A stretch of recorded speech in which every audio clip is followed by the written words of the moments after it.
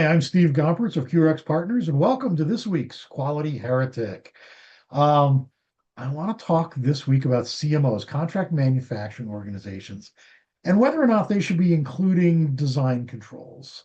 I see this a lot when I do audits, right? Because both ISO 9001 and 1345 allow you as an organization to either exclude parts of the quality system requirements or state that they're not applicable to what you do as an organization, right? To give you some flexibility to make sure that you only have to address the requirements that truly matter to what you're doing. And so I often see that contract manufacturing organizations right away exclude themselves from design controls. Now, design controls is kind of an outdated term.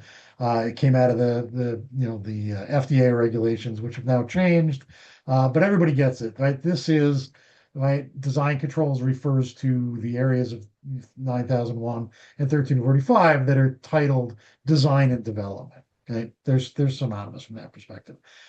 The key to this is in the actual title, the word "and" between design and development.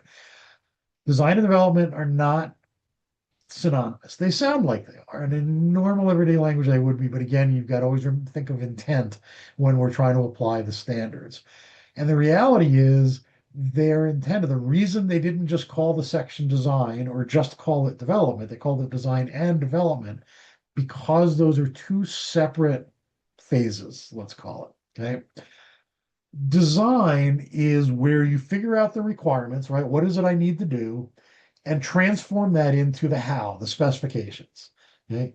So when you get done with design, you don't have a product yet. You have the design of a product, right? Design inputs become design outputs. You don't have a product yet. You just simply now know what it's going to look like, and right, and how it's going to meet the requirements.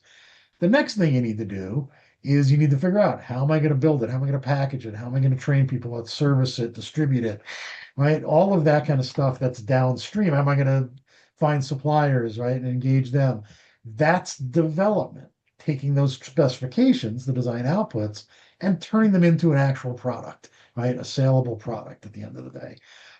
So those are the differences. And it's important to keep those things in mind when we're talking about a CMO. They tend to then say, oh, well, we just get a design from our client and we make it, right? Therefore, we're not doing design.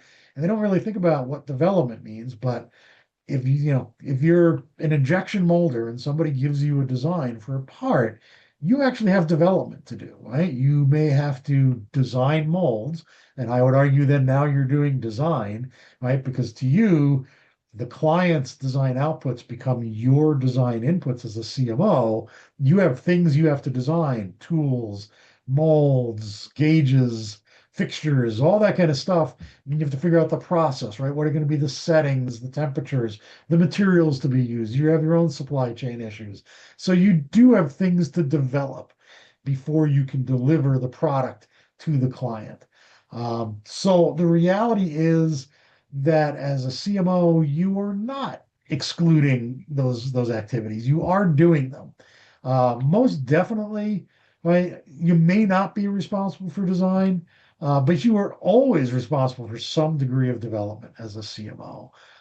So I'd argue you can't really ever completely exclude the design and development section of the standards and say that doesn't apply to us. It does if you think about the context here, right? And again, this is why when you build your quality system, there isn't a one size fits all, right? You shouldn't go out and try to buy one because you have to figure out for your organization what the quality system means in terms of adequacy, suitability, and then effectiveness. And only you will know what that means for you. But you first have to understand these roles, right? And go, okay, what does this really mean to us? What is development? What is design? Not just, oh, good, we don't have to do that. The reality is you probably are doing some piece of it and therefore need to keep that in your quality system. As always, love to see the comments, get some discussion going here. So please take advantage of that. Otherwise, I'll see you at the next Quality Heretic.